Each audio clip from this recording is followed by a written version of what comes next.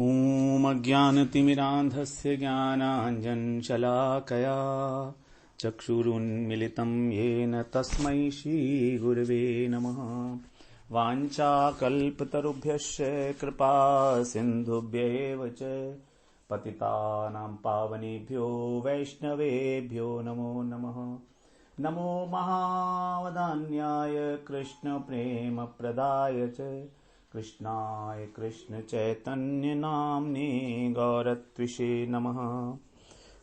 हे कृष्ण करुणा सिन्धो दीनबन्धो जगत्पते गोपेश गोपिका कान्त राधाकान्त नमोस्तुते। तप्त कांचन गौरांगी राधे वृंदावनेश्वरी वृषभानुसुते देवी प्रणमामि हरिप्रिये। वृंदायै तुलसीदेव्यै प्रियायै केशवस्य च कृष्णभक्तिप्रदे देवी सत्यवत्यै नमो नमः। श्रीकृष्ण चैतन्य प्रभो नित्यानंद श्री अद्वैत गदाधर शिवासादि गौरभक्तवृंद। हरे कृष्णा कृष्णा कृष्णा हरे हरे, हरे राम राम राम हरे हरे। हरे कृष्णा। सर्वप्रथम मैं अपने गुरुपाद पद्म ओम विष्णुपाद अष्टोत्तर शत श्री श्रीमद् भक्तिवेदांत माधव गोसाई महाराज के चरण कमलों में अनंत कोटि दंडवत प्रणाम ज्ञापन करता हूं। हम लोग श्रीमद् भगवद गीता के 10वें अध्याय का श्रवण कर रहे हैं, जिसका नाम है विभूति योग। इसमें हम लोगों ने प्रथम प्रकरण श्रवण कर चुके हैं हम लोग 11वें श्लोक तक। तो 8 से लेकर 11वें श्लोक तक तो चतुश्लोकी गीता थी, उसका हमने श्रवण किया विस्तृत रूप में। अभी आज से हम लोग द्वितीय प्रकरण जो प्रार्थना प्रकरण है उसमें प्रवेश करते हैं। तो ये हमारा 12 श्लोक से लेके 12वें और 18वें श्लोक तक चलेगा। तो इस प्रकार से इसमें 9 श्लोक हैं, 7 श्लोक हैं इसके अंदर 12 से लेकर 18वें श्लोक तक। तो 12वां श्लोक इस प्रकार है। परम ब्रह्म परम धाम पवित्रम परमं भवान पुरुषम शाश्वतम दिव्यम आदिदेवम अजम विभुम। अर्जुन उवाच से आरंभ है ये। तो सबसे पहले आएगा अर्जुन उवाच परम ब्रह्म परम धाम पवित्रम परमं भवान पुरुषम शाश्वतम दिव्यम आदिदेवम अजम विभुम। भगवान इस प्रकरण में पहले 4 श्लोकों में भगवान की स्तुति करते हैं और बाद के 3 श्लोकों में निवेदन करते हैं। तो पहले स्तुति है, उसके बाद निवेदन प्रार्थना है अर्जुन की। तो अब भगवान जब चतुश्लोकी गीता सुनाई अर्जुन को कृपा करके, तो भगवान का जो अलौकिक वर्णन था उसको सुन के अर्जुन, जो भगवान बैठे हैं सारथी के रूप में अर्जुन के रथ पर, उन्हें पहचान गए। वे समझ गए कि यही जो हैं ये मेरे केवल सारथी नहीं है रथ के, बल्कि मेरे समग्र जीवन रथ के ही सारथी हैं,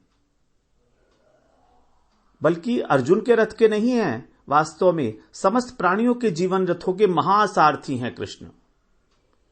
अर्जुन इस बात को भली भांति जब समझ गए तब वे भगवान की स्तुति करते हैं इस 12वें श्लोक से। परम ब्रह्म परम धाम, आप परम ब्रह्म हो और परम धाम हो। पवित्रम परमम भवान, भवान का मतलब आप परम पवित्र हो। प्रत्येक शब्द के पहले अर्जुन परम शब्द लगा रहे हैं। परम ब्रह्म, परम धाम और परम पवित्र। परम का मतलब है सर्वश्रेष्ठ। फिर पुरुषम शाश्वतम, आप शाश्वत पुरुष हो। शाश्वत मतलब सनातन, और दिव्य हो, दिव्य। पुरुषम शाश्वतम दिव्यम, आप सनातन पुरुष हो, दिव्य पुरुष हो आप। और क्या हो आप? आदि देवम, आप आदि देव हो, अर्थात सभी देवताओं के भी आदि हो, आरंभ हो। अजम, अजन्मा हो, और विभुम, सर्वव्यापक हो। तो परम का अर्थ तो है सर्वोत्कृष्ट, सर्वश्रेष्ठ। तो तीनों जगह अर्जुन ने यहां पर विशेषण लगाए, ब्रह्म, धाम और पवित्र, इन तीनों। तो भगवान की सर्वोत्कृष्टता अर्जुन यहां पर प्रतिपादित कर रहे हैं, एक्नॉलेज कर रहे हैं कि अब मैं आपको पहचान गया हूं कि आप कौन हैं। क्योंकि भगवान ने अभी तक के श्लोकों में, अभी तक के अध्यायों में जो चीजें बताई हैं उसी को अर्जुन यहां पर स्वीकार कर रहे हैं। जैसे बताया सबसे पहले परम ब्रह्म, तो 8वें अध्याय के 3 श्लोक में भगवान ने बताया था कि परम ब्रह्म क्या है, अक्षरम ब्रह्म परमम। तो परम ब्रह्म अक्षर रूप जो है, ब्रह्म शब्द का मतलब है, ब्रह्म का शब्द का मतलब होता है निरतिशय बृहत्, जो जगत में सबसे बड़ा हो, जिससे बड़ा जगत में कुछ भी ना हो, उसको कहा गया है ब्रह्म। तैत्तिरीय उपनिषद के अंदर कहा है, यतो वा इमानि भूतानि जायन्ते येन जातानि जीवन्ति यत् प्रयन्ति अभिसंविशन्ति तत् विजिज्ञास्व तत् ब्रह्म। अर्थात यतो वा इमानि भूतानि जायन्ते, जिससे यह सारी सृष्टि उत्पन्न हुई है, जायन्ते माने उत्पन्न हुई है, और येन माने जिससे, जातानि जीवन्ति, जिससे सभी लोग जो हैं जीवित रहते हैं, यत् प्रयन्ति और अभिसंविशन्ति, जिसके अंदर ये सृष्टि लीन हो जाती है, तद विजिज्ञास्व, उसको जिज्ञासा करो उसके लिए, तद ब्रह्म, वही ब्रह्म है। तो यही ब्रह्म है जिसके बारे में कहा गया है कि वो भगवान की अंग कांति है, भगवान की प्रथम प्रीति थी। तो यहां पर क्योंकि ब्रह्म से पहले परम शब्द लगा दिया गया, तो यहां पर परम ब्रह्म का अर्थ हो गया भगवान श्री कृष्ण। शास्त्रों में परम ब्रह्म और ब्रह्म, ये दोनों शब्द ही भगवान के लिए प्रयोग किए गए हैं। जैसे कहा गया सत्यम ज्ञानम अनंतम ब्रह्म, तो यहां पर जो ब्रह्म है वो परम ब्रह्म ही है। तो उसी को कह रहे हैं अर्जुन कि वो आप ही हो, मैं ये पहचान गया हूं आपको, आपका क्या स्वरूप है। फिर आगे कह रहे हैं परम धाम। धाम का मतलब जिसमें सारा संसार स्थित है, वो भी आप ही हो। 9वें अध्याय में भगवान कह ही आए 18वें श्लोक में कि मैं यहां पर सबका क्या हूं, प्रभवः प्रलय स्थानम निधानम बीजम अव्ययम। तो स्थान जो शब्द था वहां पर, वही यहां पर धाम कह दिया अर्जुन ने। धाम शब्द के 5 अर्थ बताए गए हैं, गृह, देह मतलब शरीर, और कांति प्रभाव, और धाम मतलब आप सभी जीवों के परम धाम हो। इसका अर्थ है कांति, तो मतलब आप स्वप्रकाश वस्तु हो, आप में देह और देही का कोई अंतर नहीं है, शुद्ध सत्वात्मक चिन्मय तत्व हो आप। अब आगे बता रहे हैं परम पवित्र, उस धाम का स्वरूप क्या है। वो धाम परम पवित्र है, आप परम पवित्र हो, पवित्रो पवित्राणाम, पवित्रों को भी पवित्र करने वाले हो आप। और आपकी कृपा से ही जीव मात्र का अविद्या रूपी जो मलिनता है, जो दोष है, उसका नाश होता है जब आप उनके हृदय में ज्ञान का दीपक जलाते हो। ज्ञान दीपेन भास्वता, जो हम लोग अभी 11वें श्लोक में श्रवण किया। आप में किसी प्रकार का भी माया का स्पर्श नहीं है, आप निर्गुण हो, माया से अत्यंत परे हो, पुरुष है प्रकृति पर है, प्रकृति से अत्यंत परे आप परम पुरुष हो, इसलिए आप परम पवित्र हो। क्योंकि माया ही तो दोष है ना, माया ही तो मलिनता है। माया के 3 गुण ही मलिनता है।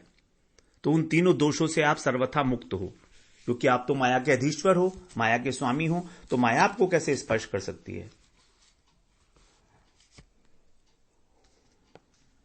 फिर आगे बता रहे हैं शाश्वतम पुरुषम, आप शाश्वत पुरुष हो। जैसे कि दूसरे अध्याय के 20वें श्लोक में आया था आत्मा के लिए, अजो नित्य शाश्वतो अयम पुराणो, वहां आत्मा के लिए आया था यह शब्द। अब यहां पर भगवान के लिए भी आ रहा है,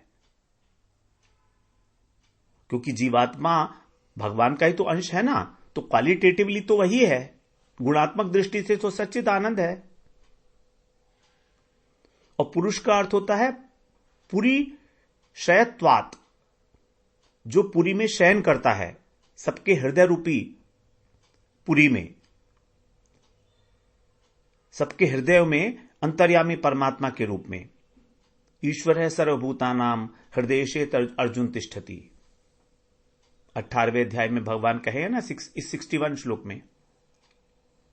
और कब से बैठे हैं भगवान? अनादिकाल से, शाश्वत है, सनातन है। कितने ही कल्प बदलें, कितने ही ब्रह्मा बदलें, लेकिन वो पुरुष एक ही है। उस पर काल का कोई प्रभाव नहीं पड़ता, काल से अपरिच्छिन्न। इसीलिए कहा गया शाश्वतम पुरुषम। और कैसे है पुरुष? वो दिव्य पुरुष है, ट्रांसेंडेंटल।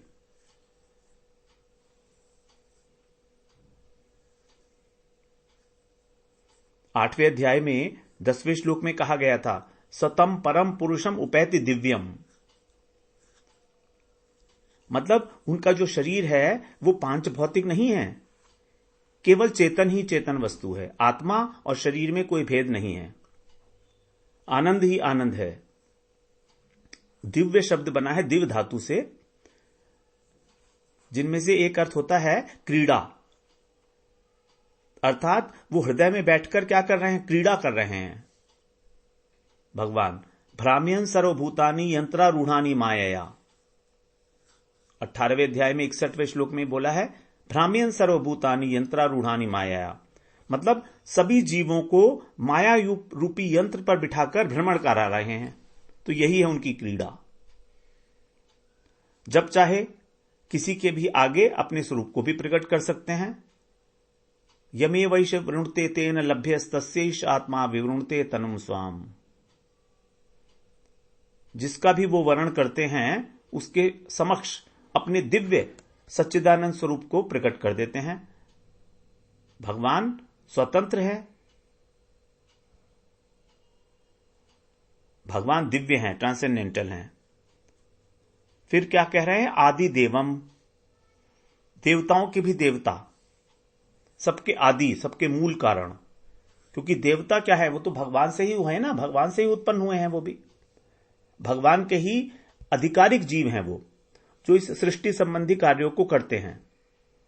जैसे इंद्र जो है वर्षा के देवता हैं, वरुण जल के देवता हैं, अग्नि हैं, वायु हैं, ये सब देवता हैं। इस सृष्टि से संबंधित जितने भी कार्य हैं ये सब इनको कार्य असाइन किए हुए हैं। भगवान की मर्जी से ही ये सब नियुक्त होते हैं। सर्व कारण कारणम। तो देवताओं के और महर्षियों के भी आदि कारण है। अहम आदिर्हि देवानाम महर्षिणाम च सर्वशः। दूसरे श्लोक में हम लोग श्रवण कराए हैं कि किस प्रकार भगवान देवताओं के भी आदि हैं, मूल स्रोत हैं सबके। और अजम, अजम तो हम जानते ही हैं, अजन्मा है भगवान। कितनी ही बार हम लोग श्रवण किए हैं। मूढ़ो अयम नाभिजानाति लोको माम अजम अव्ययम, कि मैं अव्यय हूं और अज हूं, अजन्मा हूं।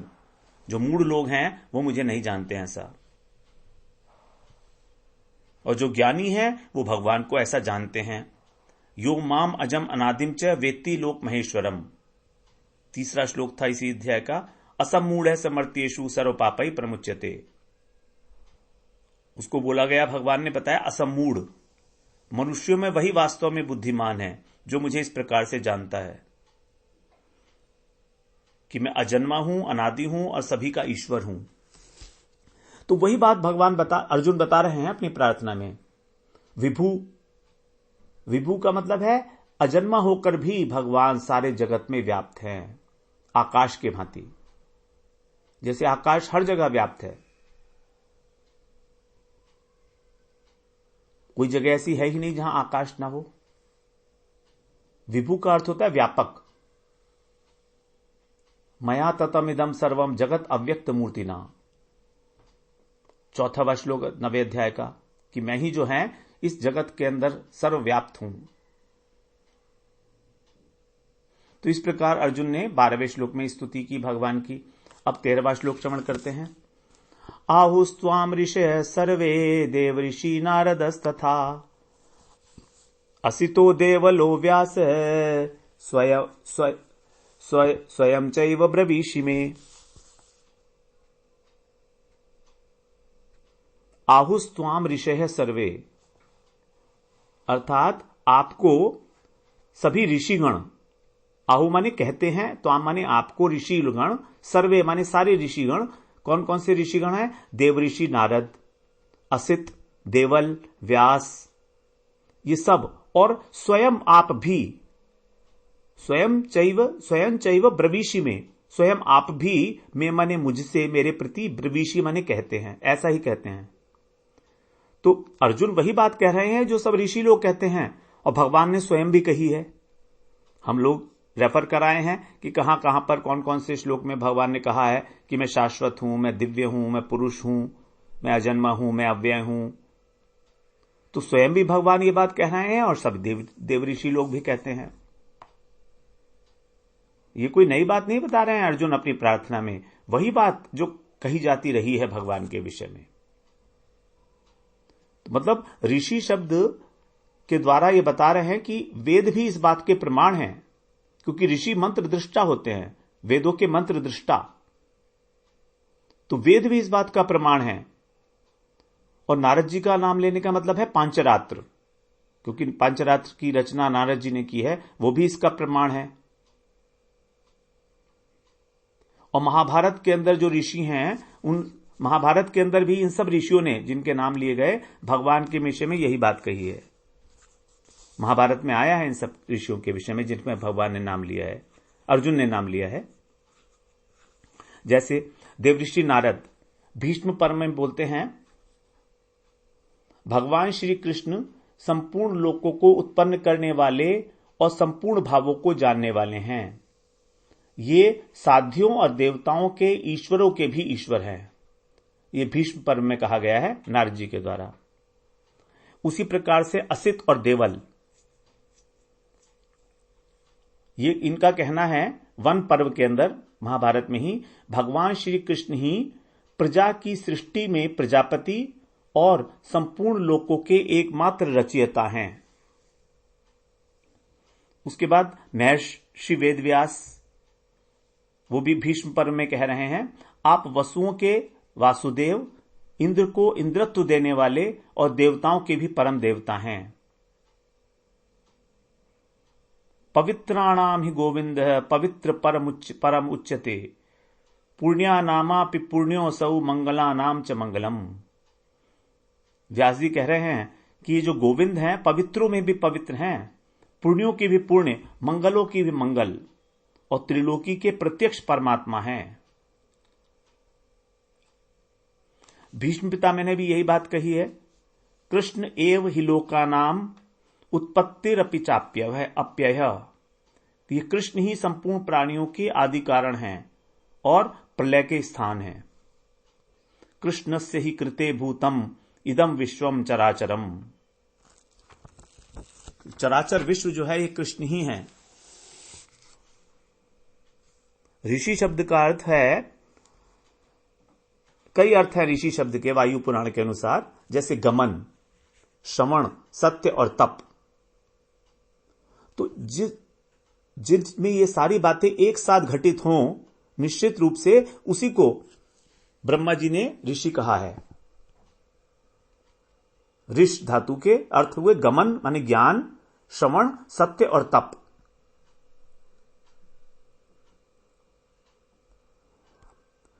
अब देवऋषि नारद के विषय में, नारद तो कई हुए हैं, पुराणों में अनेक प्रकार के नारद की बात आई है, लेकिन देवऋषि नारद एक हैं।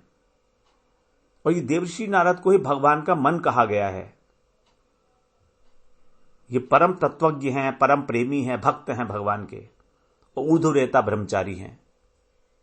देवऋषि नारद भक्ति के प्रधान आचार्य हैं। नारद भक्ति सूत्र, पांचरात्र आदि ग्रंथ के इन्होंने रचेता है ये। और विशेष बात क्या है नारद जी की, इनके जितने भी शिष्य हैं उन सबको भगवान के दर्शन प्राप्त हुए हैं। जिसे भी भगवान के दर्शन हुए हैं उसको पहले नारद जी से भेंट हुई है, नारद जी के दर्शन हुए, तब उसके बाद भगवान के दर्शन हुए हैं। जैसे ध्रुव महाराज, प्रहलाद जी, वाल्मीकि, अनेक अनेक भक्त हैं जिनको पहले नारद जी के दर्शन हुए, फिर भगवान के दर्शन। भक्ति के आचार्य हैं ना ये। उसी प्रकार से जो महर्षि असित है और देवल हैं, ये जब कश्यप मुनि ने प्रजा विस्तार के लिए कठोर तप किया तो उनके 2 पुत्र हुए। उनका नाम था वत्सर और असित। वत्सर और असित ये दोनों ब्रह्मवादी थे। तो असित के उनकी पत्नी का नाम था एक पर्णा। तो उस एक पर्णा के गर्भ से महातपस्वी देवल नामक जो पुत्र थे वो उत्पन्न हुए, देवल। तो देवल जो है वो असित जी के पुत्र थे और ये भी वेदों में निष्णात थे, देवल। तो दोनों पिता पुत्र हैं और ऋग्वेद जो है इसके मंत्र दृष्टा ऋषि हैं। ये हर एक ऋषि किसी ना किसी वेद का मंत्र दृष्टा है। तो ये ऋग्वेद के मंत्र दृष्टा है। और वेद व्यास जी के विषय में तो जानते ही हैं आप सब, भगवान के ही ज्ञान शक्ति के अवतार हैं। इनको शक्त्यावेश अवतार कहा गया है। इनका जन्म हुआ था जम्बू द्वीप में और अंत में द्वीप में हुआ था। इनका द्वीप में जन्म, जम्बू द्वीप नहीं, द्वीप में हुआ था, इसलिए इनको कहा गया द्वैपायन। द्वीप में पैदा होने के कारण कहा गया द्वैपायन। द्वीप वो होता है जो चारों तरफ से नदियों से घिरा होता है। और इनका वर्ण श्याम था, इसलिए इनको कहलाया गया कृष्ण द्वैपायन। और इन्होंने वेदों का विस्तार किया तो इसलिए इनको कहा गया वेदव्यास। तो इनका पूरा नाम हुआ कृष्ण द्वैपायन वेदव्यास। इन्होंने ही 18 पुराण की और ब्रह्मसूत्र की रचना की। और ये वैवस्वत मनवंतर जो अभी हमारा चल रहा है, इसमें ये पाराशर जी के पुत्र बने हैं।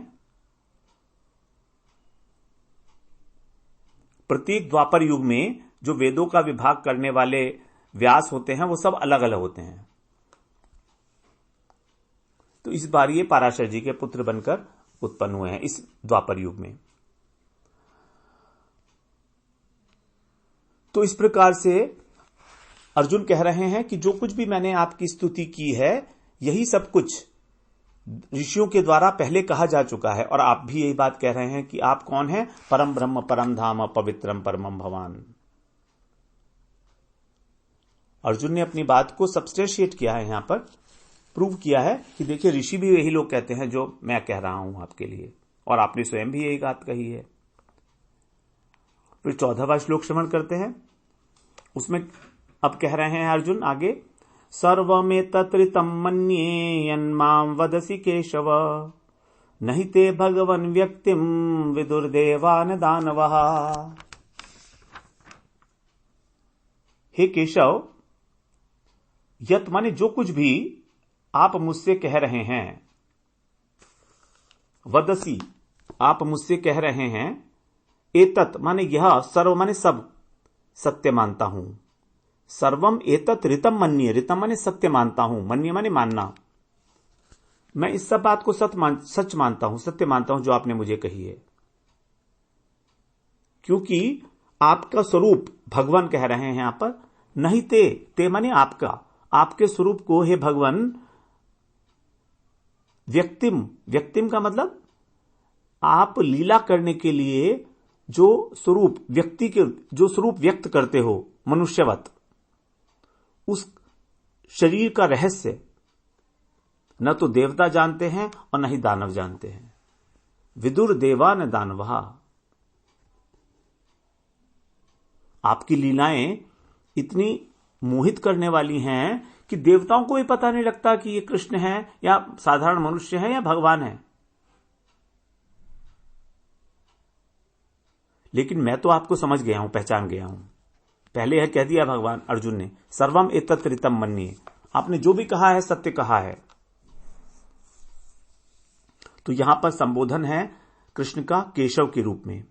क का अर्थ है ब्रह्मा, अ का अर्थ है विष्णु और ईश का अर्थ है शिव, और व का अर्थ है वपु। मतलब ये तीनों ही जिसके स्वरूप में विद्यमान हैं वही हैं केशव। अथवा क का अर्थ होता है ब्रह्मा और ईश का अर्थ होता है शिव। तो जो ब्रह्मा और शिव इन दोनों को वश में किए रहते हैं वे हैं केशव। अर्थात आप इस जगत की उत्पत्ति, पालन और संहार करने के कारण हो और पूर्ण पुरुषोत्तम हो। अनंत कोटि ब्रह्मा और शंकर, इनके भी ईश्वर हो आप, इसमें मुझे अब कोई संदेह नहीं है, मैं इसको सत्य मानता हूं। तो यहां पर जो कहा गया एतत् यत् सर्वम एतत् ऋतम मन्ये यन माम, यन माने यत्, तो यहां पर यत् का मतलब है जो कुछ भी आपने 7वें अध्याय में कहा आरंभ से और 11वें श्लोक तक, अपना गुण बताया, प्रभाव बताया, स्वरूप बताया, महिमा बताई, ऐश्वर्य बताया, इससे यह सिद्ध हो जाता है कि आप ही साक्षात पुरुषोत्तम भगवान हो। यह मैं सत्य मानता हूं, ऋतम मन्ये, मुझे कोई संदेह नहीं है अब इसमें। ये भक्ति मार्ग की सबसे बड़ी रिक्वायरमेंट है, विश्वास भगवान के ऊपर।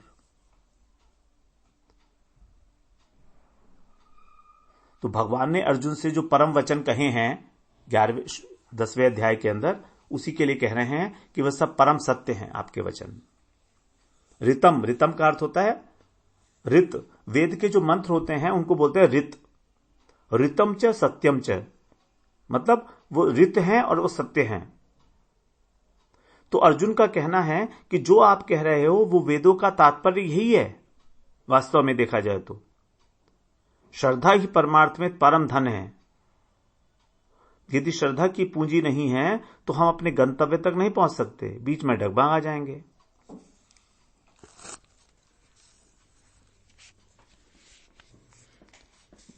तुलसीदास जी कहते हैं मानस में, जे श्रद्धा संबल रहित नहीं संतन कर साथ, तिन कह मार्ग अगम इति चिन्हि न प्रिय रघुनाथ। यदि हमारे पास श्रद्धा का संबल नहीं है और संतों का साथ नहीं है तो यह परमार्थ का मार्ग अत्यंत कठिन है। अगम अति, जिन्हीं न प्रिय रघुनाथ, जिन्हें भगवान से प्रेम नहीं है वो इस परमार्थ के मार्ग को बड़ा कठिन समझते हैं। अगर हमारे मन में शास्त्रों को लेकर, गुरु को लेकर कोई दुविधा है, संशय है, तो यही हमारे अंतःकरण की अशुद्धि है। अब यहां पर इस श्लोक में भगवान को सबसे पहली बार अर्जुन ने भगवान कहा, भगवन, जिनमें 6 गुण होते हैं, षड ऐश्वर्य पूर्ण, उसी को कहा गया है भगवान। उत्पत्तिम प्रलयम चैव भूतानाम गतिम अगतिम वेत्ति वेद्यम विद्याम च सवाच्यो भगवानिति ऐश्वर्यस्य समग्रस्य वीर्यस्य यशस्य ज्ञान वैराग्य योश्चैव शरणाम भगितिंगनाम। संपूर्ण ऐश्वर्य, संपूर्ण वीर्य, संपूर्ण यश, संपूर्ण श्री, संपूर्ण ज्ञान और संपूर्ण वैराग्य, और इसके अतिरिक्त जो सभी प्राणियों की उत्पत्ति और प्रलय को जानने वाले हैं, गति और अगति को जानते हैं, उनकी विद्या और अविद्या को जानते हैं, वही है भगवान। ऐसे भगवान, जब भगवान अवतार लेते हैं अलग अलग लीला के रूप में, व्यक्त करते हैं अपने स्वरूप को, तो उसको जानना अत्यंत कठिन है। विदुर देवा ने दानवः, आपने पहले कहा था 4वें अध्याय में कि आप अपने सभी जन्मों को जानते हैं, लेकिन मैं उसे नहीं जानता कि आपके प्रकट होने को महर्षि और देवता लोग भी नहीं जानते। ये सब ठीक है। दानव लोग जो अलग अलग अपनी माया शक्ति का प्रयोग करते हैं, नाना रूप धारण कर सकते हैं, वे, और जो देवता हैं, जो दिव्य शक्ति संपन्न हैं, वे भी आपको नहीं जानते। फिर साधारण मनुष्य की तो बात ही क्या। केवल आपके भक्त ही आपकी कृपा से आपको जान पाते हैं। सोई जानई जही देहु जनाई, जानत तुम्हाई हो जाई। आपका भक्त आपको जानकर आपका ही हो जाता है, आपका ही बन जाता है, क्योंकि जो भगवान का स्वभाव जानेगा वो भगवान का ही हो जाएगा। उसके लिए भगवान ही सब कुछ हो जाएंगे। तो हम लोग अगली बार फिर 15वां श्लोक श्रवण करेंगे। वांछा कल्पतरुभ्यश्च कृपा सिंधुभ्येव च पतितानां पावनेभ्यो वैष्णवेभ्यो नमो नमः।